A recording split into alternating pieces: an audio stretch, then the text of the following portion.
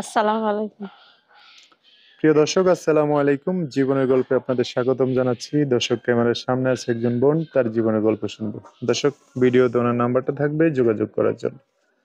আসসালামু আলাইকুম। ওয়ালাইকুম আসসালাম। কেমন আছেন? ভালো, আপনি ভালো আছেন? ইনশাল্লাহ ভালো আছি। নাম কি আপনার? অনামিকা। অনামিকা? হুম। এত বড় নাম, সুন্দর নাম, কে রাখছে এই নাম? আম্মু। আপনার মা? হুম। বাবা মা দুজন আছে? না, বাবা চইলা গেছে, আম্মুরে রাইখা বাবা চইলা গেছে। মা আছে? মা আছে। ভাই বোন কজন? ভাই বোন আমার একটা ছোট ভাই আর আমি। ভাইটারে মাদ্রাসায় পড়াই আর হুম। আমি। আর আপনি আছেন? হুম। আচ্ছা। মা ভাই কোন জায়গায় থাকেন আপনারা? আমরা থাকি বয়লাপুর। গোয়াইলাপুর? হুম। কোন দিকে এটা? এটা মনে করেন নবীনগরের ওই সাইডে। নবীনগরের হুম। দিকে। গ্রামের বাড়ি কই? গ্রামের বাড়ি হইছে নাটোরে। আচ্ছা। বাবার কি হয়েছে আপনার? বাবা মনে করেন অনেক আগে আমার আম্মুরে রাইখা চইলা গেছে আরেক জায়গায়। আমার মানে কোনো খোঁজ খবর রাখে না। ও, আর আপনার খোঁজ খবর পান নাই, উনিও নাই নাই? না। আচ্ছা আচ্ছা। ছোট ভাই না বোন? ছোট ভাই। ভাই। হুম। পড়াশোনা করছেন? হ্যাঁ, আমি কিছু লেখাপড়া জানি।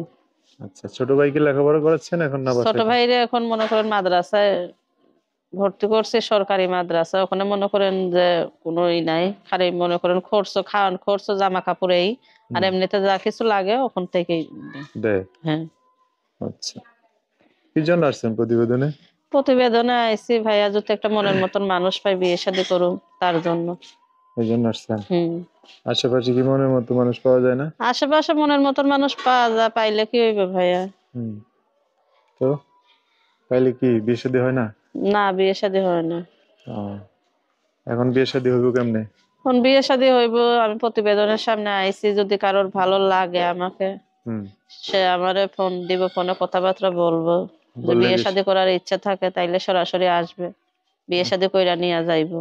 আসবে, দেখবে, জানবে, শুনবে, বিয়ে শাদী করতে পারবে? যে ডাকবে, জানবে, দেখবে, শুনবে, সে বিয়ে শাদী করতে পারবে যদি তার মন চায়।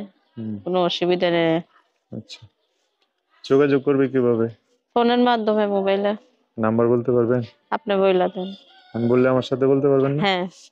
আচ্ছা। অনামিকার নাম্বারটা দর্শক আমি বলে দিচ্ছি, উনি আমার সাথে বলবে। নাম্বার হচ্ছে 018 018 94 94 35 35 85 85 89। 89।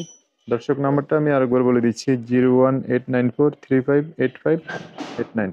এটাই হচ্ছে অনিকের নাম্বার। এই নাম্বারটাতে আমি সুন্দর করে স্ক্রিনও লিখে দিব, সেখান থেকে নিয়ে ওনার সাথে কথা বলে বিস্তারিত সব জানতে পারবো।